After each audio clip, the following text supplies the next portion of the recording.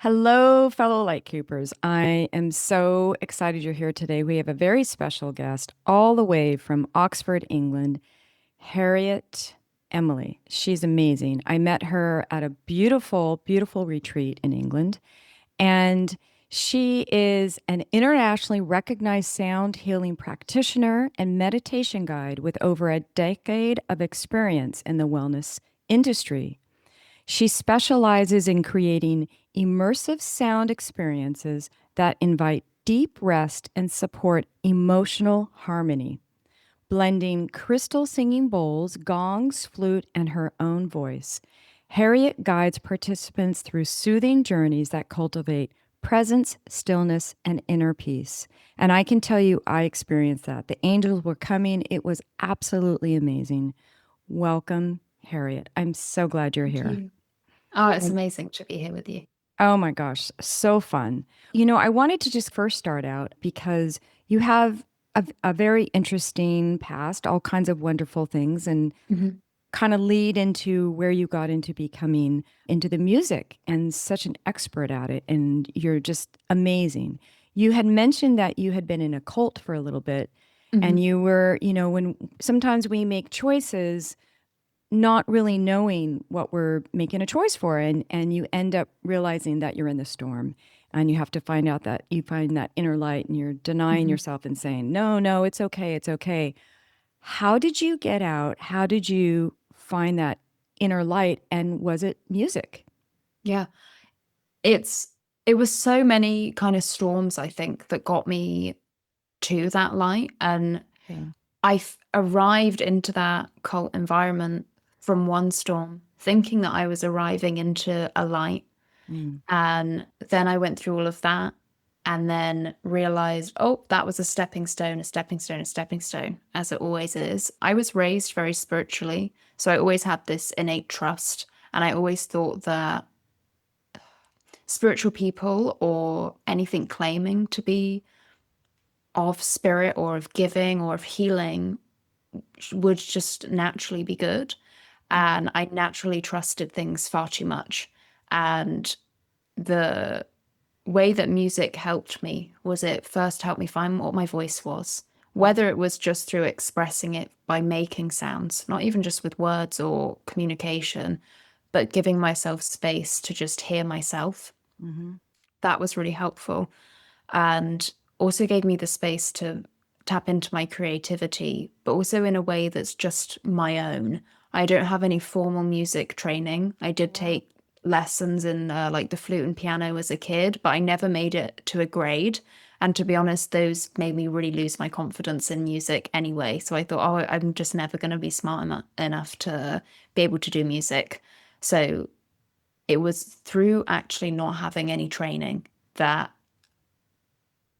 gave me this open sense of creativity, Mm. which really enabled me to find those gifts and that fun and the enjoyment through several storms that I'd been through in life. Mm. I had difficulty in my childhood, and when I was leaving home, that was because I had to. And I had found this community that I thought was my kind of safe haven. And I learned a lot and I take a lot from that because it showed me many things. I enjoyed the experience up until I found out. And I think it gave me a space to meet with like minded people or to experience things out of the ordinary, which I needed. And I needed to broaden my horizons and I needed to leave where I was from anyway. Mm. But when I then came to realize the darkness of what it was, luckily, it had also given me my first introduction to sound as a healing or spiritual practice. So, the 5 years that I was in that community, I was also developing and growing my own work in sound on the side, trying to blend the two together. But that was also kind of not really approved. So, luckily I had been developing and growing that. And when everything kind of came to light that it was a toxic environment and that it was not a good community, luckily I was able to fall back on something and not feel like I was completely left with nothing. And thank God for having that, because music is really then what helped me keep going. It gave me something to keep doing for myself, but to also have as a passion. And it also gave me the opportunity when I broke free from it to realize I don't need to put any limitations on how I make music or what I make. It really allowed me to break free and to feel like, hold on, I can make anything that I want. It doesn't have to be in a set way, and I don't have to do everything in my life in such a conformed and like regulated practice. So it gave me that gift. And also, I noticed then my music really evolved after leaving. So music has helped me in so many ways. How did you deal with the betrayal when you realized it was so dark? Because it's interesting when you're in a situation and like a storm, it's not always betrayal, but a lot of times it can be. Was it the music that helped you get through that? I had to take a bit of a break at the very beginning. It was such an unraveling of my identity and myself. And music was a big part of that practice too. So Yeah. I found a therapist and I started having therapy twice a week, because Mm. when all of this came to light, it literally aligned with like the beginning of the first lockdown of the pandemic. So, and I had just moved in with my husband. So we weren't married yet. We were still new in our relationship. We were living together in his like 1 bedroom apartment. I had had all this information come at me. I couldn't go outside, and I had to just be with the chaos and the mess. And my mental health was so bad that Mm. I was looking for, what can I do? What can I do? I needed something not spiritual also to help me, because I'd lost my trust in spiritual things. Like that was a big betrayal of thinking and feeling like for the last 5 years I could trust and believe what these people were saying, and it was Yeah. from a good place. And actually, I needed to speak to someone from a different background that could help me break it down and see how it was being twisted and manipulated. So I got into therapy and I was doing that, and that was really tough too, because it was like all of the things I thought I had healed doing this practice that was the cult, that all suddenly came back. So Mm. it was that, the betrayal. A lot of people didn't leave the practice. So I lost the majority of my friends overnight, not in any like formal way, but suddenly you realize people aren't talking to you anymore, or there's like a unfollow or something, you know? Hmm. So you realize, oh, all of my friends have gone, all of my beliefs have gone. The practice I was doing every day for the last 5 years, well, I can't do that anymore because it doesn't feel right. So that's gone. Kind of left with nothing here. So therapy helped me a lot, because it helped me realize the need for practicality and the need for input from someone that's not spiritual for a while to help me break it down. And I was always very honest, and I always said, I do have spiritual beliefs and I don't want to be questioned about them, but I do need to share from a place of authenticity, and hope that you can also see where I'm getting at, see what I'm getting at from your perspective that's more clinical or scientific. Wow. So how long would you say, well, what was it like, maybe 2 or 3 years that you were doing that? Yeah. Yeah. I think it was about 2 years. I was more concentrated for the first year, year and a half.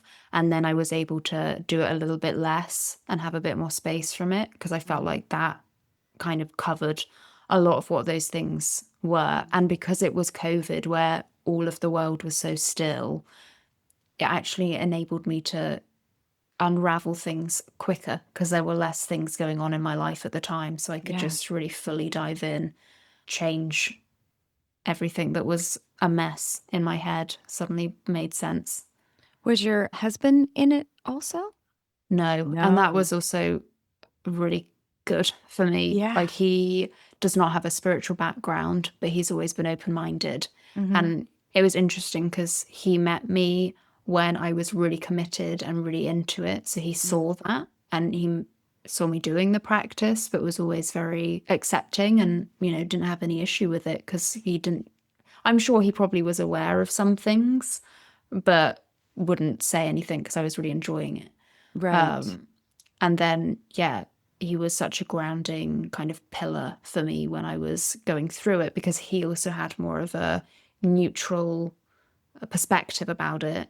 And it was such a unusual thing for him to see and witness, because he'd never really experienced a community like that or a practice like that.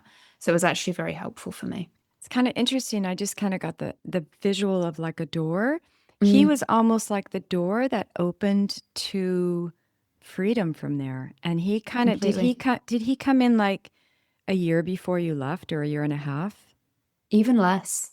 It Oh. was maybe like, it was Mm. October when we had our first date. And then, yes, maybe like 5, 6 months. Oh wow. So he was your knight in shining armor, literally. Completely. He Literally. he literally picked you up, put you on his horse and you just galloped away. Yeah. That's amazing. Yeah. It was Love really that. lucky. Wow. Well, Mm, that's amazing. And also, as we know, music is so healing. When I absolutely. was going through my separation, I would do crystal sound baths all the time. And Mm. then some of the, I don't say it right, but it's like the didgeridoo or something like that. It's the little, Didgeridoo? yeah, those are Mm, amazing. And then the gongs. There was this one yeah. gentleman, he would come from the state of Washington and he'd go on Yeah. tour. And the gongs, amazing. Yeah. And he just really, really knew him. He was truly, truly a magician with him, an Yeah. artist. And the crystal sound baths, it's interesting because I don't know. I think it is. I don't really know. Where I Mhm. am, there's just so many now that you have to really have a discerning eye. Absolutely. Because, I mean, you can get those bowls on Amazon, but I don't know if they're crystal or where they're Hmm. sourced. Hmm. Um, so maybe you can talk a little bit about, because I think, is it 432 hertz? That's Hmm. the, maybe talk about the hertz and what's that all and how the component of healing. Because I would go to these sound baths and I would leave a different person. It Yeah. was amazing. Absolutely. The frequency, I'm going to call it maybe even debate, is really interesting, because 440 is the tuning that modern music is tuned to. So if you hear a song on the radio or if you buy a guitar, normally it's tuned to that. And that's so that all the instruments can fit together harmonically. But there's so many theories out there. And again, that can be a rabbit hole or even a cult of its own, of 432. And Mm, 432 is what is known to have been what music and instruments were tuned to before they changed it. And I think it was, I might be wrong on the date, but I think it was in like the 40s or 50s that they changed everything over to 440 hertz. So before that, everyone says music was in 432. But it's an interesting one because I've used instruments in 440 and I've used ones in 432. It's such a small frequency difference, and I enjoy both. I do feel like the more I use 432, I have a lot more interesting experiences, but that can also be myself and placebo effect based on what I've heard. yeah. And I think also because of my background and going through those times, I try to just be open to questioning everything and to ask Mm, myself, okay, well, how do I feel just as I experience it? What does it make me notice? Or do I notice if I listen to this type of music, I feel better? Or do I notice after I listen to this music, I feel a bit more groggy or a little bit more moody? mm, That can be a spiritual piece of music or a modern piece of music. But when it comes to the kind of frequency debate, a lot of people I find, just kind of like with my experience in the cult, it's like we put so much energy onto the external. And it's like, well, hold on a minute. It's not going to harm you listening to one or the other. You have to bring your power back to yourself. If you enjoyed a piece of music or an instrument in 440, that doesn't mean it's a bad frequency. mm. Ultimately, it's just the way that the note A was tuned in the scale. So the note A in the fourth octave, which is like the middle of the piano, would be exactly 440 hertz or exactly 432 hertz. Every other note is its own frequency anyway. And Wow. I noticed that a lot as sound healing grows, which is great because I think anything that is inspiring you to be creative or to learn something or to try something is always a good thing. But obviously, as anything grows, a lot of misinformation comes in or a lot of marketing comes in. And that's where a lot of things kind of get carried away. Like there's a selection of frequencies called the solfeggio frequencies. And I find that really interesting. And 432, I think, is one of them. So is 528 hertz, which a lot of people associate with healing and I think also love. But I found when you trace all these things back, there isn't always kind of concrete proof or evidence that they do these things. But also, I know because I've been in spirituality since a kid, that also doesn't necessarily mean that it's not true. It just maybe hasn't been proven yet either. But I find that it's important to listen to the different frequencies, to notice how you feel and whether they genuinely improve your mindset or your life, but to not cling on to, well, it's this frequency, so it will do this. Because your power lies in you and the actions that you take and the thoughts that you have and the decisions that you make. And I think if you are telling yourself, I'm listening to this and it's going to help me, that's a powerful tool to use. But to remember, that's because you are telling yourself that and you can make it happen. So I still enjoy surrounding myself with things that are labeled as uplifting or positive or healing, but more as a term of affirmation of like, I'm going to keep making sure that everything I look at and consume as much as possible is something that's uplifting, because that's going to regenerate the way that my brain is thinking. So I'm looking for solutions. So I'm looking for good things. So I'm looking for inspiration as opposed to seeking problems. So a little bit of, I guess, a long-winded answer, but my connection to frequencies is different now because of the experiences I had where it makes me question things and it makes me actually come back to my personal experience of it compared to what someone might tell me or what something's marketed as. Completely. And I would imagine that your experience with the cult for 5 years makes you as a musician that much richer because you have that experience. And you came into your power and you owned it and you know how powerful it is. And it's almost like sometimes we have to go through a crazy portal of or an experience, and that's our life path. And it's like, oh, I don't really want to do that. Okay, okay. And then you do that and you come out on the other side and you help so many people and it's so much more potent. Absolutely. And I do believe that no regrets is a great mindset to have. And I look back, obviously, at the time and when you're going through it, you can't look back with that positive lens straight away. Like it takes time to get there. But there is a great moment when you can look back on something with detachment and be like, wait, now I can see the good. And now I can see how that shaped me to be stronger and to rely on myself more and to do things based on what I want to do and what's valuable to me, as opposed to, well, someone told me to do this or this book says this. Actually, I don't want to give my power away and I don't need to be a happy person. I can rely on myself. I love that. No detachment. Don't give your power away. Keep your energy. Mm, yeah, so true. Well, I'm just curious when we go back to the talking about the hurts Yeah. and music, there is some music out there though, and they're like screaming and Yeah. I don't want to label that it's heavy metal. I mean, it's whatever it is and it's disturbing and Yeah. somebody listens to it and they just get, is that a certain frequency? Do you know? Or It's not something I've studied, but one thing I have experienced is even some music I really like, I can't listen to it loads because I'll realize I'm also very sensitive to things in general. Like I can't really watch anything except a rom-com. Like I'll get a nightmare or I'll freak out later and be like, whoa, like I'm feeling all the tension. So it's the same with music. But even some songs where I really like it, I notice that later I'm feeling a bit more negative about things in general. And I haven't studied whether it's the frequency, but it can also be the essence of the person, what they were going through at the time. You know, like a lot of people, when they write music, which is very cathartic and healing for them, and I get it, you're writing from a place of pain. So, what is healing as you make it is also telling the story of something painful and something difficult. And as you listen to the lyrics or the rhythm, it's repeating that story. So, you're likely to feel what they were feeling at that time. yeah, it's kind of like food. Absolutely. You know, like when people, I think it was, gosh, I'm not sure, there was Babette's Feast, which is a French movie. I don't know if you've ever seen that I one. haven't.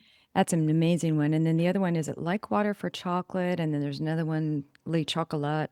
And she cooks, Mm, and then she has emotion, and she's crying when she's making the wedding cake, and everybody's eating the wedding cake, and they're all crying. So yeah, I love that. completely. It's the frequency. What you're feeling goes into the food, or the music, or the email, or the yeah. It's all Exactly. everything's energy. So. Completely. And I love how you say take it back and don't give your energy or your power away. That's so true. So true. And I agree. we definitely do need to remember that. So let's talk about your first set of instruments. I Yeah. was it crystal bowls, and how did you get them? Where did you source them? I Yeah. bet that was a big purchase. And that was Yeah. 10 years ago, right? Yeah. It's interesting because back then sound healing really wasn't as popular, so there weren't that many places to buy. I can't even remember where I got the first crystal bowls. I remember finding because gongs have been more accessible for longer because a lot of bands will still have a gong on Mm. stage, Mm-hmm. so they're a little bit easier to find. But yeah, I started very kind of traditionally with what was the thing for sound baths at the time, which was you get a gong, you get a set of 7 crystal bowls, and that's each note in an octave. So you've got 7. Yeah. And just kind of started with that. I got a couple of Koshi chimes as well. I love their sound, they're very Mm. twinkly. Yeah. And I just went from there. But I'm naturally a very curious person and I always like innovation too. Like I'm always looking forwards. So from the very beginning, I was researching manufacturers of instruments or new instruments being made and like the history of the instruments. And that's what really led me to finding the instruments I use today. Mm. Um, because just like we discussed with the frequencies and how that led us to the intention aspect, when you get to know someone that's making your instruments, that's really beautiful. Mm. And that also taught me a lot in general about mindful consumption. And like, don't get me wrong, I love to shop. Shopping is a great thing for me. Retail therapy is totally real. But it allowed me to realize the beauty and the story of how something is made. It makes something far more meaningful. Just like whenever I buy something on holiday or on a trip, whenever I wear it or I use it, I look back on it. Mm-hmm. So, because of that curiosity, I started finding like flute makers or the guy that makes the wave harp that I use, just from always just browsing, searching, typing in keywords on the internet of like this type of instrument or like new instruments, whatever it was. Sometimes it's by chance too, like an image of their work would just flash up through an algorithm. But it allowed me to also branch out and say, well, actually, I want to also include some other instruments in my practice and evolve as Mm-hmm. well. So I did start with more of like the traditional instruments, but then, and I never got rid of them, I still use them. But I then started adding on flutes or started adding on the wave harp or a rav fast, like a handpan type of drum. But also through that curiosity, I made these relationships with people that are making them. I heard their stories. I also learned about how they make them, what their workshop looks like. And I developed a relationship where then now, not only does the frequency or the tuning of the instrument inspire me, but also the person. And Mm. that's what I've really enjoyed is I know personally a lot of the people that I buy my instruments from, and I know where they've made it, and I know how they sourced the wood, whether it's like, there's an amazing guy in Ukraine that I work with called Che, and well, his instrument company is Che Flutes Workshop, if anyone wants to look him up. But he makes everything by hand and he finds the wood for his flutes by walking through the forest at home. And that to me is just incredible. It's Mm. so inspiring and so beautiful. And that also just brings so much more love into my work because I can feel the love they put into what they make. And then I get to play it and then I get to pass that on in the sounds that I play it and the people that receive it. So actually, the instruments themselves led me to so much amazingness in my life by making new friends and new connections and getting to know the process of how these things are made and understanding it's so much more than just buying something and playing it. There's so much that goes into the making of it too. Oh, I love that. What your crystal bowls, where did Mhm. you get those? Did you get those in, well, I don't know. My new ones that I work with, I have a manufacturer in China. Oh, So okay. the crystal singing bowls first originated in China, and they were a byproduct of how microchips were made for computers. So they have a really unusual kind of origin story where they had to, because quartz crystal is obviously what they're made from. So it's just like clear quartz.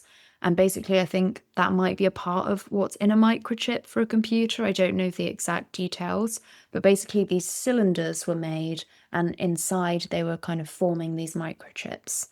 But basically, once they were used and then discarded, they were just put aside. And again, things can change as it's kind of like word of mouth Mm. story, but they were only first created in like the 1980s. So they're still relatively, maybe a little bit earlier, but I think it was the 1980s that they were first made. So they're still a modern instrument. But basically, from leftover ones being discarded, you can obviously hit it and realize it makes a tune. And from there, realizing that they make a sound. And in the 80s, there's still a new age movement that's growing. I'm sure someone just had a business mind to say, hold on, maybe we can sell something here. And then it developed into an actual industry. So, again, because I'm so intrigued by everything, I spent loads of years just kind of speaking with different manufacturers, getting to know them, understanding their process. And it was last year that I met the current person that I work with, and we just bonded instantly. And he makes all of my bowls for me. And yeah, they have a factory. I think they first started around like 30 years ago. I think it's his parents' company, and now they've been doing theirs for maybe up to 10 years. But yeah, they make everything from quartz crystal, all different designs, all different shapes. They're always making different things. And I think one thing that I really love is that it's such everyone says that they have such like ethereal, angelic experience with crystal bowls. And it's like they also have such a industrial way that they're made. And it's so interesting. It's like it came from a real like industry. It was so far removed from sound healing. Like Yeah, it's such a cool story to me because again it's like what we think is spiritual isn't always what is. It's like actually it had such a cool evolution and journey to now be an instrument. that is a And cool story. I had no yeah, idea. yeah, it's so interesting, and it's That like is. that's still such a fascinating story.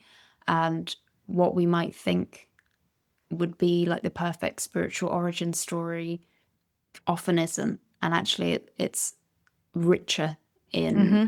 experience and history that I find really fascinating. I love that. Yeah, we think spiritual story. We think everything's perfect. The person, the Exactly. people look perfect, the perfect outfit. And here Yeah. it's just a factory that's probably dirty, smelly, and it's, you said just like Making a something byproduct. so yeah, making something so far removed from a musical instrument. Wow. And now there are so many factories that are making them purely as musical instruments, Yes. Yeah. which is Wow. fascinating. That is fascinating. Mm. So you started out with the seven bowls and a gong, Hmm. and then you started adding some flutes. And Yep. then what did you do you have did you do a drum? And do you know who sourced the drum? I found, so I have a few drums. Some, again, not such a glamorous discovery, but some would be like, I would be in a shop and I'd be like, oh, I really find that drum really interesting. But I have a feeling this shop is double charging what I could find online. So I then do my kind of research because I like to do that. And then, so I have a big drum that's like 32 inches. Mm. And I think I just found that one on a random website. But I found another one of my drums just from Facebook Marketplace. Someone had birthed their drum. So drum birthing is a really cool practice that I've not done, but because I also have to be mindful of how many instruments I have. But I would still love to do it one day, where it's like a full day's workshop where it's a real healing journey and you pick the skin that calls to you and you learn it how to wrap it around and you choose kind of what goes on the back. Some people put like an antler or a crystal on the back and they're really weaving it and crafting it and it's really beautiful. So the woman that sold me her one on Marketplace had birthed hers, and it has a really beautiful antler on the back. And I loved the pattern of the skin. And then the third drum I got was from a spiritual shop in Peebles, which is in the Scottish borders, which is right where we got married. Going into that shop just felt like it was really nice to purchase something where I have such a fond memory. And it's like an oval shaped drum, which is a more rare kind of shape. But Yeah. when I've tried to research it, I've not found loads, but I know it's more of like real old style. So drums are a real fascinating subject. And I know some people that do the birthing workshops, and you then get to be the person that makes your instrument. And I think that's a really powerful thing to be able to do, to say, hey, I made this. And you don't have to be an experienced craftsman, but you've got guidance from someone that can help you. That is amazing. I've never heard of that. Mm. Drum birthing. Is that what Yeah, it is? Drum yeah, birthing. yeah. And there's a lot of it in the UK, just because Mm. that's where I've seen ads and things pop up for the workshops. But I think they do them worldwide. Is it like a whole day, like 8 hours? Yeah.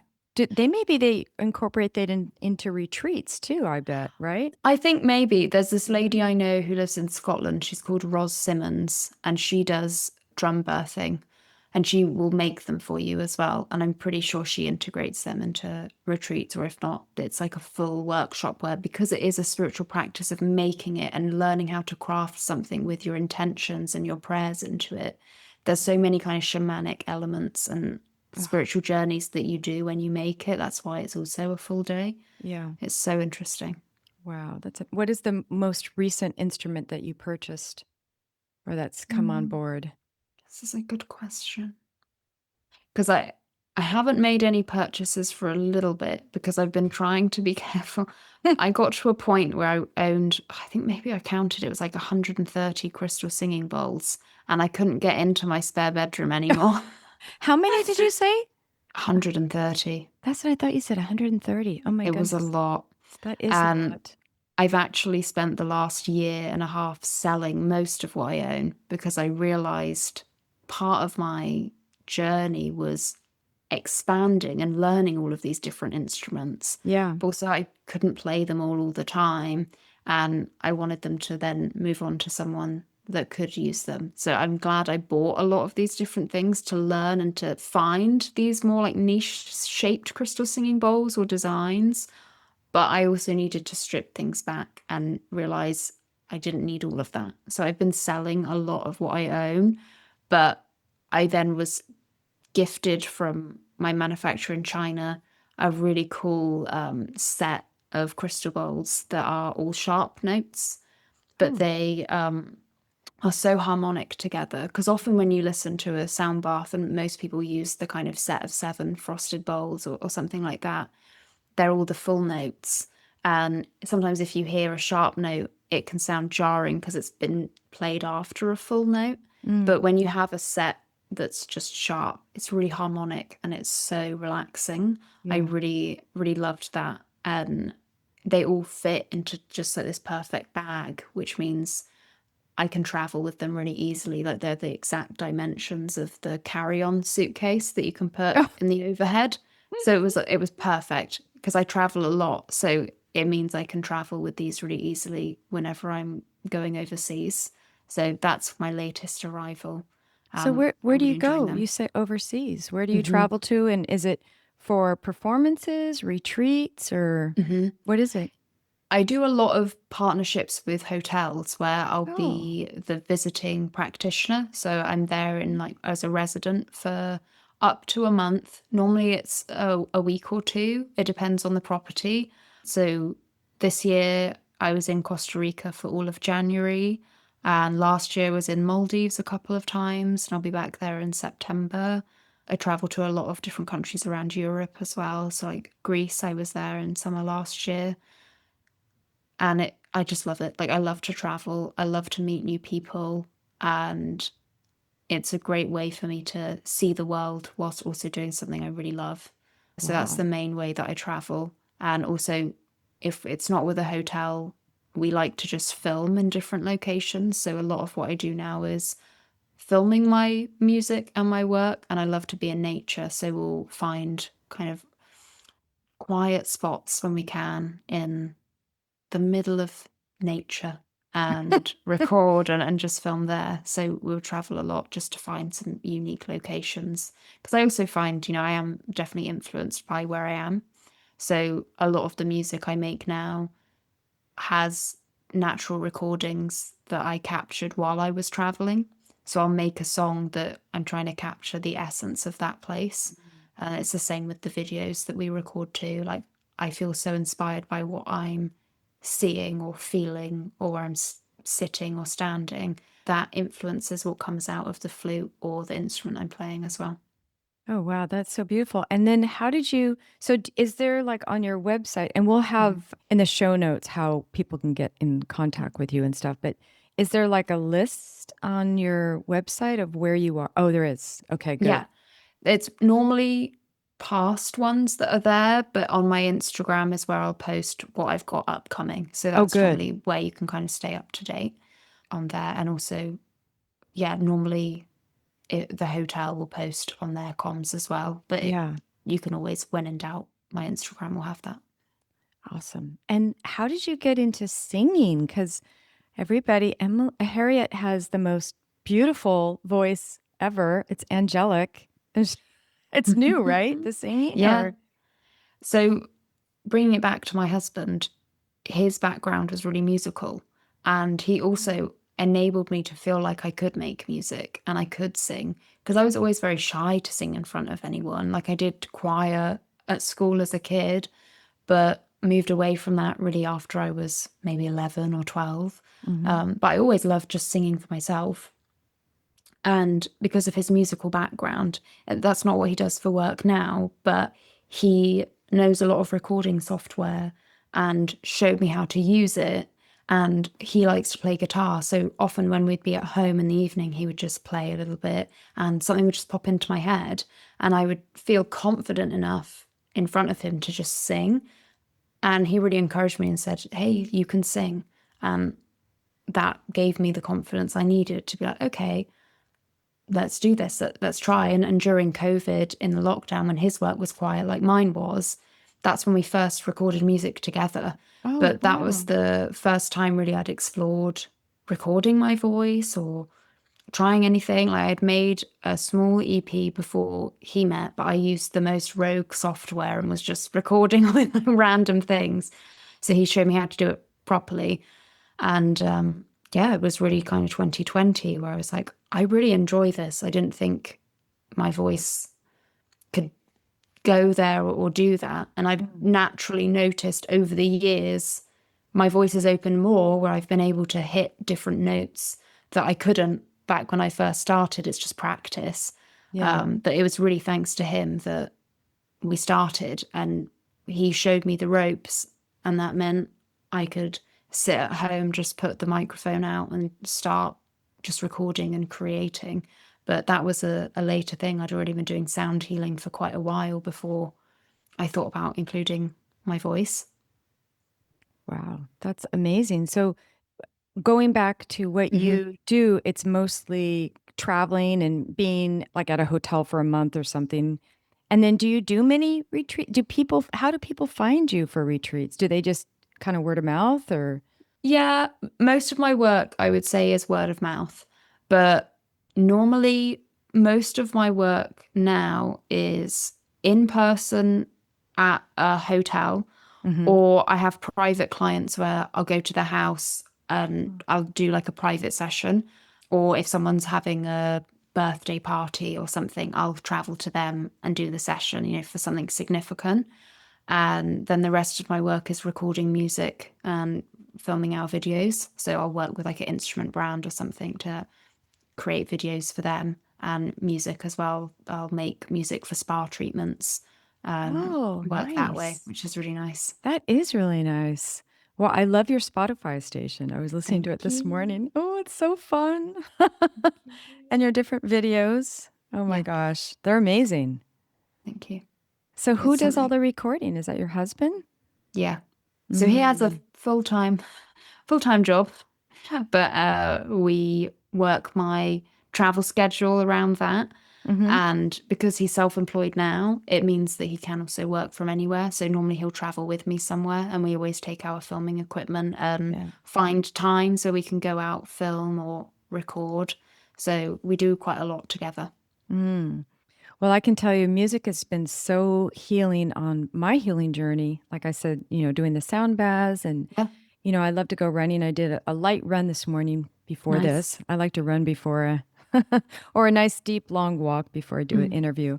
And the music just always just puts me in a place, me too. just whether it's going for a run or just, and now I listen to birds a lot. That's my new radio Me station.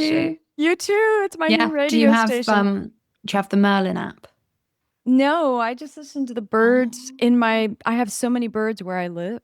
yeah. So I just have the windows open literally and I just listen to the birds. Amazing. Because I know. The Merlin app will tell you what bird is making what sound. So Oh, you just hit record and it will tell you, so you know exactly what sound's coming from what bird. okay. I love it. I think it was made by Cornell University, I think, or Cornell Labs or something. Oh, wow.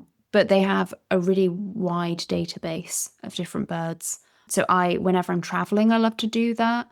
And whenever I'm at home, because you get to know some of the sounds. I'm always like, but which bird is that? And then it will tell Yeah, you. And it's just like, oh, that's so fascinating. So that I really is. recommend that. It's really good. It's so funny because for the longest time, like 4 years, I'd go, oh, I always hear the owls. I hear the owls all day, blah, blah, blah. And then my daughter goes, you know what, Mom, I think they're doves. You know what? I love that. I think she's right because like Yeah. we would be walking and it was during the day and Yeah. we look and we go, yeah, I think that is a dove. They make quite a similar sound They because do, it's don't like a they? coo, and it's Yes, that sounds similar to the owl's kind of hoot, kind of like ooh. right. So it is very similar. Well, I love the whole thing that, if you hear birds and they're singing and they're all relaxed, Ooh. that means, that helps our vagus nerve and it just gets Mm, it hits our central, our nervous system to relax absolutely. because it's basically they're saying, "Hey, it's safe out there." So Exactly. we know at a visceral or whatever energetic level that we're Yeah. safe. Safe. Yeah, isn't that Mhm. funny? Yeah. Do you What? get a lot of hummingbirds? Yeah. Well, Yeah. actually, not a whole lot, but no, I love yeah. them. My lemon tree has all these new blossoms. So there's been one or two. In fact, I did an episode on Yeah. hummingbirds because, Yes. yeah. And I have it's not a bird. I'm trying to think. I had a dragonfly hovering over my rental purple. I have a Wow. lilac rental car. Isn't that funny? Yeah. Love that. So there was like, yeah, but no, we get all kinds of birds here. But do you have a lot where you are? We don't get hummingbirds, but whenever I travel to America, I love to see them because I also love the Oh, sound of their wings. Like oh when you yeah. get quite close and they're really loud, like kind of sound. I'm like, oh, Yes, that's so interesting as well. Like I really it like is. that sound. Yeah. So for Oh, me, hummingbirds are right. really special because they have a really unique just sound to how they fly. Sound. Hmm. I wonder what their hertz is, huh? That would be interesting. Yeah, it would. Mm, Really high pitched. I'm going to have to look at yeah, that app. yeah, I recommend it. It's very good. Interesting. So, do Mm. you have any fun things on the horizon that are coming up? Summer is normally more kind of relaxed. I Mm. find summer normally brings a lot of time of introspection for me because it's Mm. like a lot of people that normally book me, that's when they go on holiday or they're on Right. vacation and away. Yeah. So actually, I can take a bit of time to ask myself, what's next? Yeah. How's this year been going so far? What do I want to focus on more? Mm. So I'm taking the summer really to kind of go in more. I've been Mm. developing kind of like a book project that I want Mm. to keep working on and evolving. So it's given me the time to put things into that. And that's all about sharing the stories of the instrument makers that I work with. Because I think it's something that isn't always talked about and we don't always know much about, again, where we got something from or how it was made. So I've been working a lot on that and finishing some tracks that we've had for quite a while that need to be released, but it's just a backlog. But the next kind of travel plans overseas, I think will be when I'm in the Maldives in September. So I'll be there for a week for a residency with a hotel there, which will be really nice because it'll start to cool down in England and I'll be missing the sunshine. Is that for a month? Just a week for this Oh, one. okay. it's still such a nice amount of time to be there, because for us it's not actually, it's a 10-hour flight, but it's direct. So it's actually quite easy to get there. So I'm excited for that. Wow, that sounds amazing. Do you ever come to the US? I do. I Oh, was yay. there in April, and we just did, it was our own kind of trip, but we were filming lots of videos for fun and for us there. And we did Washington State. So we did a road trip and did Olympic National Park. They went up to Vancouver and then came back down via Mount Baker. Mhm. But it was my 30th birthday this year, and there were some places I really wanted to go, and that was one. And another place I wanted to go is Monument Valley. So I'm hoping before the end of the year I can take a trip over there and do kind of like Arizona to Utah road trip. I love coming to the US. The US is honestly my favorite place to travel. I've always felt at peace when I'm there. I felt really connected to myself. Mm. So I spend as much time as I can being over there. So hopefully I'll come back again Oh, before the end of the year. we'd love to have you. I'd love to have Thank you. you. Thank you. Come to Northern California. That would be amazing. It's on my list. Yeah, perfect. Mm. So, what kind of tips would you say to, you said you've been in the storm a couple times, Yep. and I believe you said music helped you get through. Yeah. Maybe somebody's listening today and they're in the storm. They're like, okay, the hurts, okay, the music, I get it. What could you maybe say, if you could say one or two or three tips that helped you, Yeah. go back to yourself and choose yourself and get through it? Absolutely. For me, I meditate every day, and that doesn't always have to look like what you might think meditation is. I think it can feel very daunting to a lot of people to say, oh, just meditate. But Yeah. honestly, I often now, I just close and sit my eyes. So I close my eyes for 10, 20 minutes, and I just see what's bubbling up in my thoughts. I try to just be quiet. I try to just relax, and giving myself 10 to 20 minutes a day of just my time is really helpful. You could do anything in that time. You could be journaling what you're thinking or feeling. You could listen to a guided meditation. But if you give yourself a dedicated slot of time every day that's yours, that for me is a big part of taking your power back and making yourself a priority in your healing, in your purpose, and checking in with yourself. So that's something I do every day, and I make sure of it, and it's my time, and I really value that, and it is a joy. A very practical one is I do really encourage and recommend therapy, trying it, having a person that has a different perspective from you. Like for me, being a spiritual person, doing something that was more clinical also helped me, because I think balance is really important. So it's maybe it's more of an English thing to have more kind of stigma around doing that. It's not really as talked about or encouraged really openly to pursue. So for me, doing that felt like a big thing. It felt like, oh, in my mindset, from the way that, I don't know, how I felt from where I live or from my culture, was that, oh, therapy is only something if you're in a really, really, really bad place and like you have serious mental health concerns. And whilst I did have those at the time, I have gone back to therapy when I haven't been in that a really necessary place of needing it, and it's also been really helpful. So kind of having someone to talk to, that you're paying for it and they don't know you personally, is really helpful, because it's great to rely on friends and family, but also sometimes you need to talk to someone that doesn't know your past or doesn't know everything about you, and is just listening to what you have to say, and they can really point out things that you might have overlooked. Those are two things that I really love. And the other one is being out in nature. There is so much noise, and there is constantly ads or algorithms or things that are feeding us things that don't make you feel good and are an advertisement. And for me, like, I've worked really hard this year to limit my screen time as much as possible, because I could easily get in the TikTok loop or the Instagram loop of like hours gone in a day. And I had to really pull myself back and be like, hold on, my life is what's happening in front of me. It's not what I'm scrolling, and it's not from a screen. And my memories are built from experiences, not from scrolling. And I need to keep creating more memories and experiences in my life. And when I add up the hours I've spent, that's a lot of time. So for me, going out in nature and you can have your phone for emergencies, but not checking it is so good, because it's like, hold on, I need to be in the quiet and I need to be alone and I need to just watch that bird, or I need to just sit with that tree and just be reminded of the quiet that does still exist. There is still peace and there is still goodness, even when everything you read is chaotic and awful and tough. There are still beautiful moments to be found. And when I'm in nature, I feel that the most. So Yeah. going and doing that helps me a lot.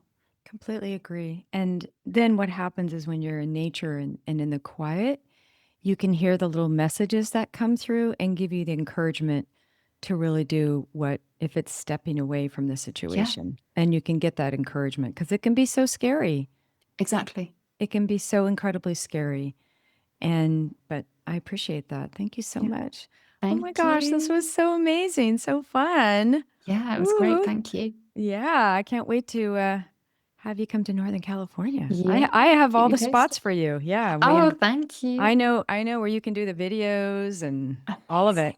Yeah, the I would love to forest. do that. We have the forest. We have the ocean. Yeah, we got it all. Perfect. Yeah, it'll be I will come. amazing. Well, thank you so much. Thank you, listeners, for being here. And we'll have how to be in touch with Harriet in the show notes and your Spotify station, which is amazing. I suggest everybody subscribe and listen. Thank you so much. Make it a beautiful day, and we'll see you next time.